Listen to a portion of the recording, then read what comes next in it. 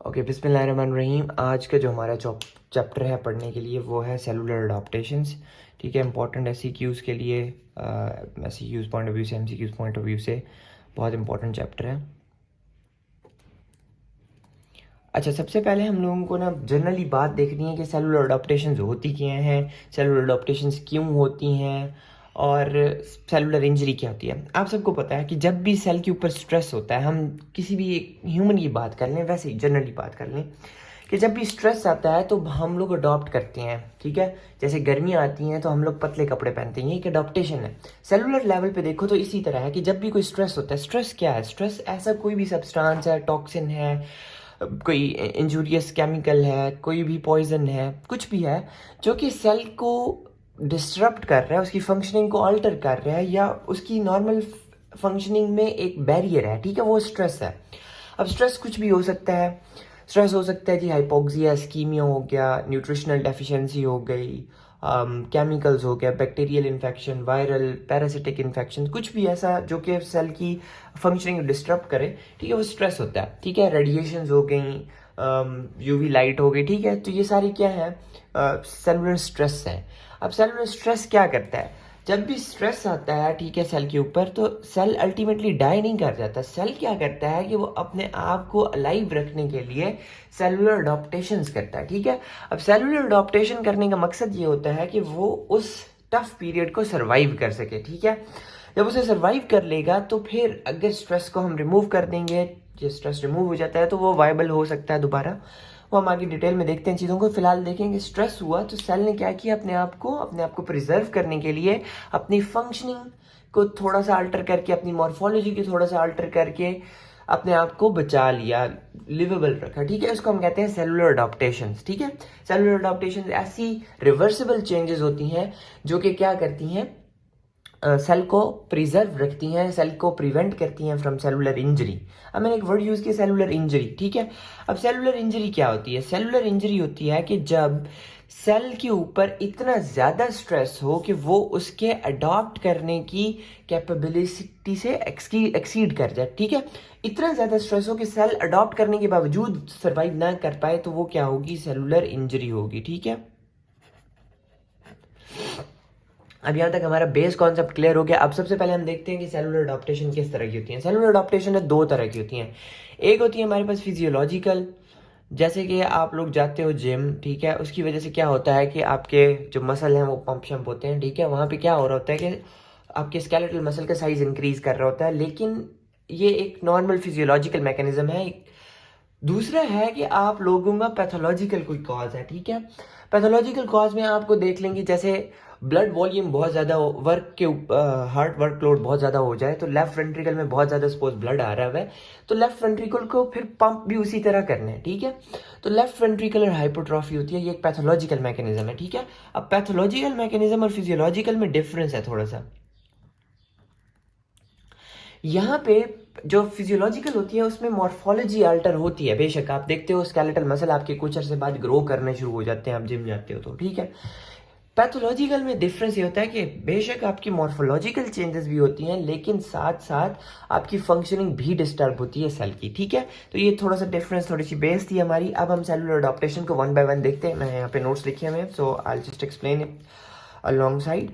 अगर आप देखिए हमारे पास सेलुलर अडॉप्टेशन कौन कौन सी होती है, तो सेलुलर अडॉप्टेशन में हमारे पास हाइपरट्रॉफी हो जाती है, हाइपरप्लेजिया हो जाता है, एट्रॉफी हो जाती है और मेटाप्लेजिया होता है। ठीक है, अब सबसे पहले हम देखते हैं जी हाइपरट्रॉफी क्या होती है। हाइपरट्रॉफी क्या है? हाइपरट्रॉफी है कि किसी भी ऑर्गन का, ठीक है, ऑर्गन का या टिश्यू का साइज इंक्रीज कर जाए because of increase in size of the cell. ठीक है, उस ऑर्गन के या उस टिश्यू के सेल का साइज इंक्रीज होगा, जिसकी वजह से उस ऑर्गन का या टिश्यू का साइज इंक्रीज हुआ, उसको हम कहते हैं हाइपरट्रॉफी। ठीक है, अब इसी के साथ हम कंपैरिजन में देख लेते हैं what is meant by hyperplasia.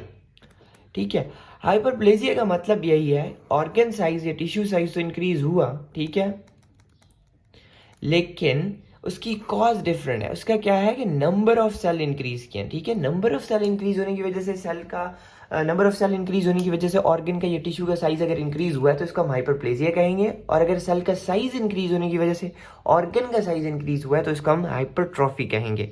ठीक है, कॉज क्या होता है जी? कॉज इन दोनों का डिफरेंट है। इसका कॉज है जी वर्कलोड इंक्रीज कर दिया। ठीक है, दूसरा हाइपरप्लेजिया का क्या हुआ? हार्मोनल स्टिमुलेशन जो होती हैं वो ज़्यादा हो जाती हैं। ठीक है, तो उसकी वजह से हमारे पास साइज ज़्यादा हो जाता है, या कंपनसेटरी मैकेनिज्म होता है। उसकी एग्जांपल मैं आप लोगों को समझाऊंगा तो आपको सारा कुछ क्लियर हो जाएगा। अब देखते हैं इनके एग्जाम्पल्स। फिजियोलॉजिकल एग्जाम्पल आपने देखनी है। फिजियोलॉजिकल एग्जाम्पल में हमारे पास क्या आता है? फिजियोलॉजिकल एग्जाम्पल में आपके पास आएगा हाइपरट्रॉफी के केस में स्केलेटल मसल का साइज इंक्रीज हो जाना, जैसे मैंने ऑलरेडी बताया, आप बॉडी बिल्डर्स के अंदर देखते हैं उनका साइज इंक्रीज कर जाता है।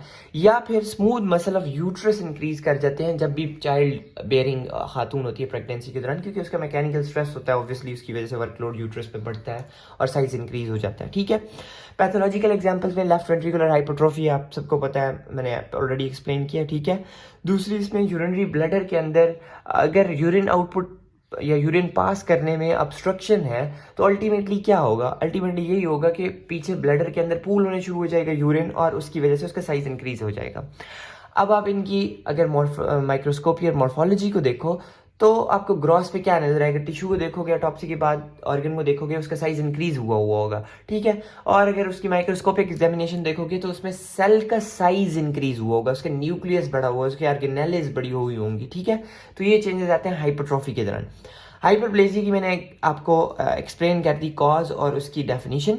अब हाइपरप्लेजिया की हमारे पास एग्जांपल्स क्या हैं? ठीक है, हार्मोनल स्टिमुलेशन होती है प्यूबरिटी के बाद, प्रेगनेंसी के बाद फीमेल के अंदर, तो उसकी वजह से उसका ब्रेस्ट साइज इंक्रीज कर जाता है। ठीक है, रीजन बीइंग कि हमारे हार्मोन्स रिलीज होते हैं और वो क्या कराते हैं?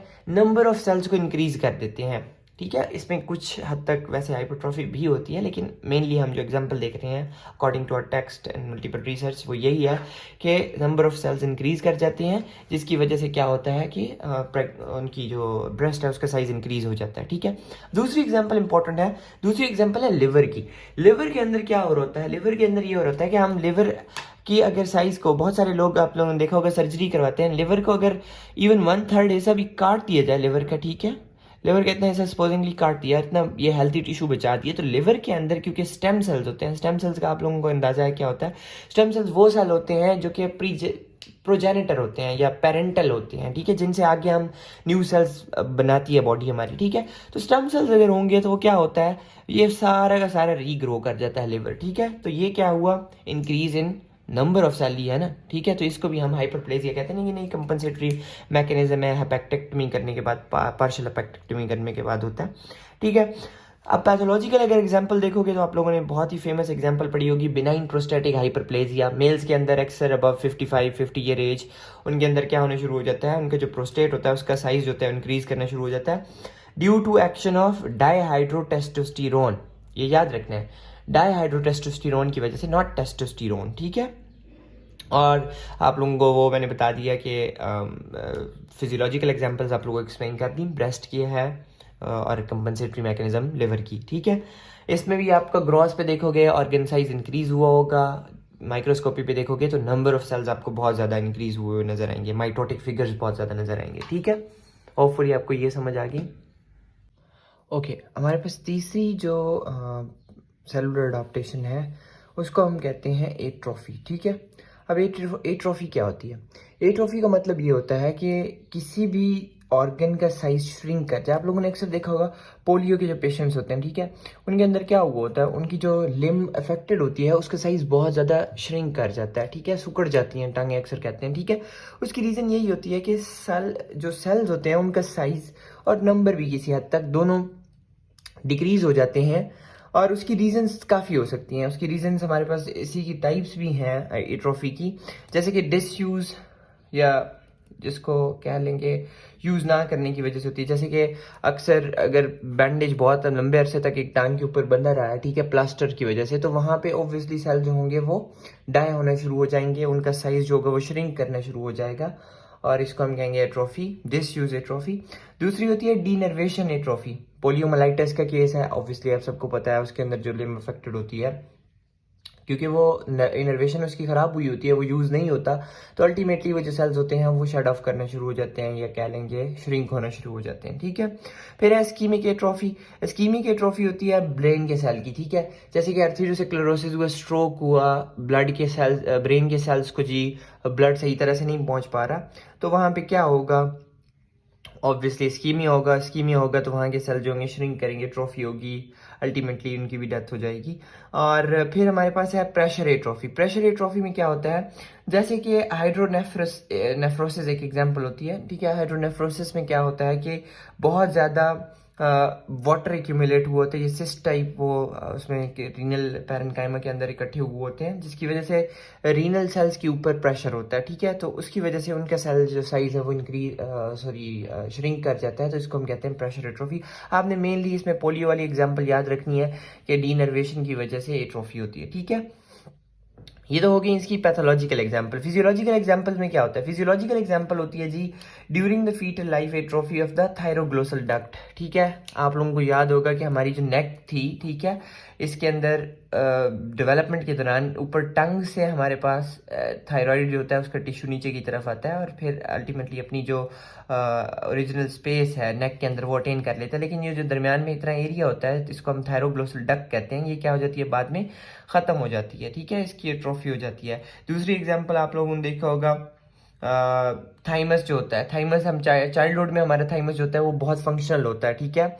लेकिन अगर आप एक अडल्ट का जाके थाइमस चेक करेंगे तो आपको पता लग जाएगा कि उनका जो साइज़ है वो काफ़ी श्रिंक कर चुका होता है, क्योंकि वो बाद में यूज़ नहीं होता, अल्टीमेटली उसकी भी श्रिंकेज हो जाती है। तो ये फिजियोलॉजिकल एग्जाम्पल्स हो गई। कॉज इसका क्या है, कॉज इसका हार्मोनल भी हो सकता है, डिसयूज भी हो सकता है, ब्लड सप्लाई, न्यूट्रिशन, कोई भी हो सकता है जो कि अल्टीमेटली सेल के फंक्शन को ऑल्टर कर रहा है, या सेल की जो पीक कह लें फंक्शनिंग है उसके लिए ज़रूरी चीज़ें होती है, अगर वो हटा ली जाए तो अल्टीमेटली सेल की जो एट्रोफी हो जाती है, ठीक है। उसके बाद अगर ग्रॉस पे देखोगे, ऑर्गन का साइज इंक्रीज हुआ, डिक्रीज हुआ होगा, श्रिंक हुआ होगा, सेल साइज जो होंगे वो कम हुए होंगे, ठीक है। अब इसमें ये होता है कि अगर आप मैकेनिज्म की बात करें एट्रोफी में क्या हो रहा होता है, अगर बहुत मॉलिक्यूलर लेवल पे जाके देखें तो जब भी सेल ने ग्रो करना होता है तो नॉर्मली क्या होता है कि प्रोटीन सिंथेसिस इंक्रीज हुई होती है, ठीक है।